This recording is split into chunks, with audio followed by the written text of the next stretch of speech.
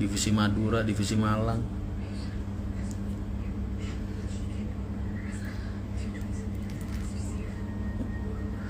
Fokus kayak Pak Haji aja, Mas. Yang ngikutin Pak Haji dari kecil tuh gua, bukan lu. Jadi jangan sok tahu. Pak Haji tuh orang kalau tiap lihat peluang pasti diambil, Mas.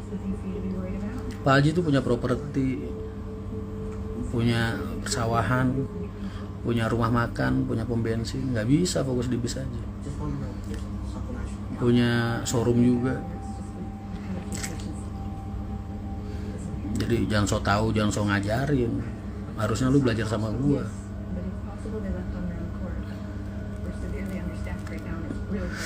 Kalau hotel mah lebih ke arah nggak mau nyediain sarana buat maksiat aja sih, Mas. Karena dari dulu Pak Haji nggak pernah ngembanginnya ke bisnis perhotelan, nggak pernah. Mahendra Logistik, Mahendra Kargo, ya kan. Bisa aja. Impian kan boleh, Mas. Kita mulai bikin impian strukturnya, tinggal kita jalanin step by step.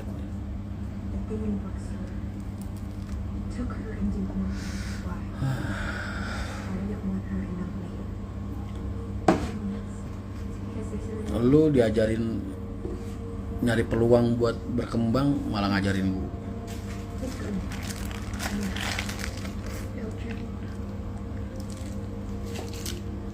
Kalau ada kesempatan kayak gini tuh lu dipakai buat belajar, Mas.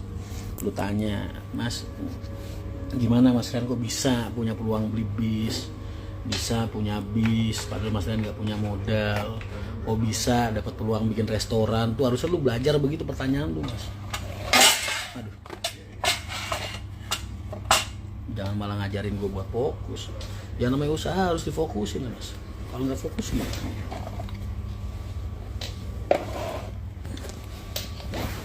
Nah, hotel syariah nggak laku, Mas. Hotel kalau syariah nggak laku. Kos-kosan modalnya terlalu besar, Mas. Lu harus punya tanah di tempat yang strategis. Lu bangun bangunan permanen, gede modal.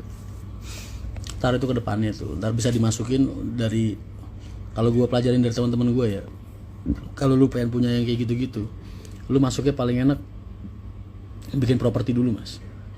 Jual beli properti. Makanya gue banyak belajar, Mas. Ibaratnya lu nemu tanah yang strategis, lu DP-in, ya kan, lu bangun perumahan cuma satu sampel gitu, ibaratnya bikin klaster, sisanya ntar orang yang beli, Mas. Padahal modal lu cuma punya modal 1/10 dari ini, dari harga apa namanya, harga tanahnya. Misal tanah dijual 2 miliar, lu cuma punya duit 200 juta atau 500 juta, itu bisa berkembang. Gue banyak belajar dari teman-teman gue, Mas. Oh ternyata kayak gitu ya mainnya. Sekarang kayak makin kaya, miskin makin banyak. Karena yang, maaf ya, bukannya gue nggak mau rasis, karena orang-orang yang miskin-miskin ini diajak kaya, diajak berkembang susah, Mas. Setiap ngeliat peluang yang ada pesimisnya dulu, ya kan. Jadi nggak dipelajarin dulu, nggak terjunin dulu, tapi pesimisnya udah. Itu makanya gue bilang, lu yang paling beruntung itu orang-orang yang optimis, Mas. Karena orang-orang optimis itu selalu ngeliat kesempatan di dalam setiap kesulitan, Mas. Tapi kalau orang-orang pesimis, ada kesempatan nih, yang ditanyain malah kesulitannya, Mas. Makanya nggak bisa berkembang tuh orang-orang kayak gitu.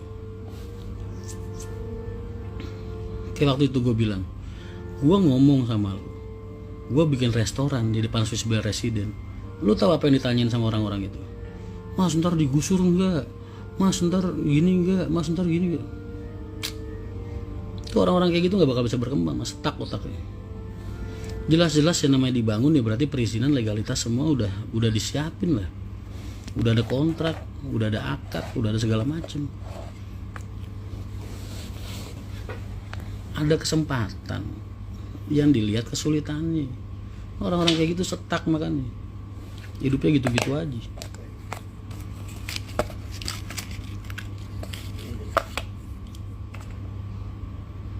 Takut bayangannya sendiri. Lu mau berlayar, belum ketemu ombak tapi udah takut. Wah ntar kalau ada ombak gimana? Terus gimana mau nyebrang? kasih ilmunya mas. Ya itu tadi, sebagai gampang Gus Mail santai aja.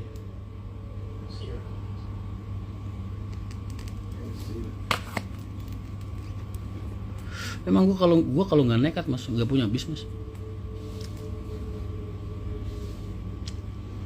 Nekat gua, nekat minjem bank, nekat ngutang, nekat over kredit mobil orang. Peluangnya dulu yang dikejar mas. Jadi nggak kok, wah ini mobil kredit over kredit dari orang, ntar kalau gini kalau gitu gimana, kalau ditarik gimana. Nah,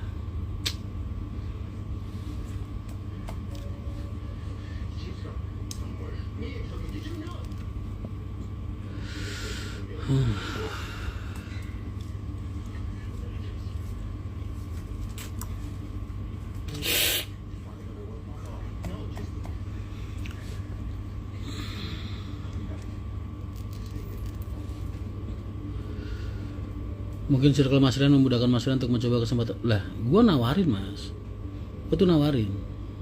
Bukan berarti setiap ada peluang gue nggak nawarin, gue nawarin mas.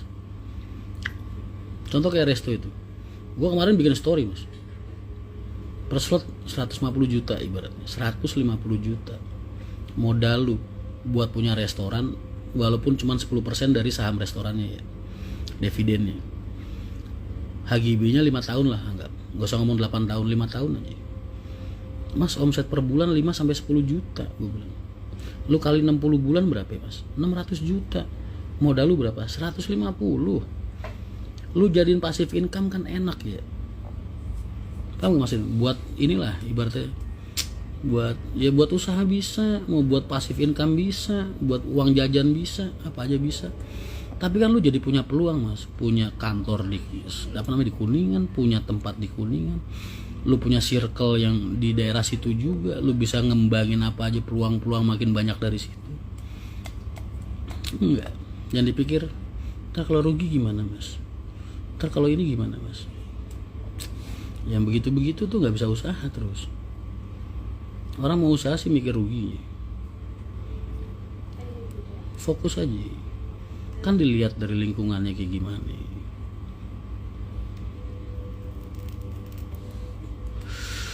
K3 tutup karena lagi ngechat spesial. Cuma kalau kita bukan pada paknya mau usah, nggak harus pada paknya mas. Gue pakai di bis tetap gue bis tetap ada lah mas, harus difokusin. Bukan berarti terus lu paknya di bis terus lu nutup peluang sama yang lain mas, nggak bisa jalan. Pak Haji itu kalau nggak ada subsidi silang dari pom bensin, nggak ada subsidi silang dari rumah makan, sama aja berat mas.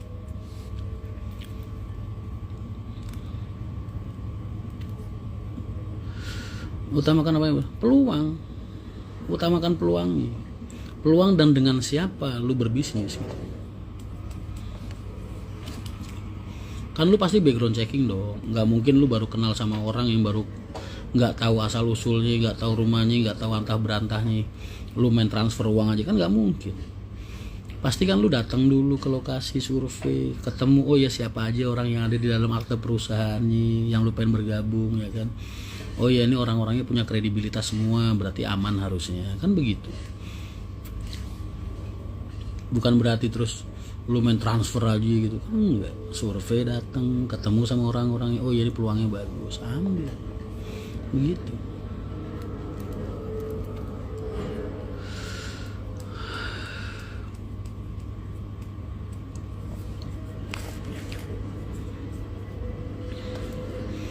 Ntar teman-teman lu udah pada lari sampai mana, lu duduk manis cuma nonton doang.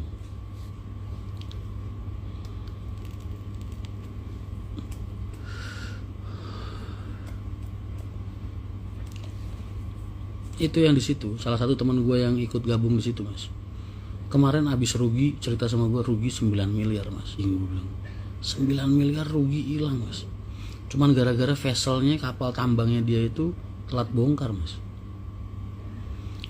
Telat ngebongkar 2 tongkang, 2 vessel 2 tongkang, dia rugi 9 miliar. Selama 1 bulan itu katanya yang tongkangnya itu 3 300 juta, yang vesselnya 300 juta, yang tongkangnya 30 juta atau berapa gitu. Gila.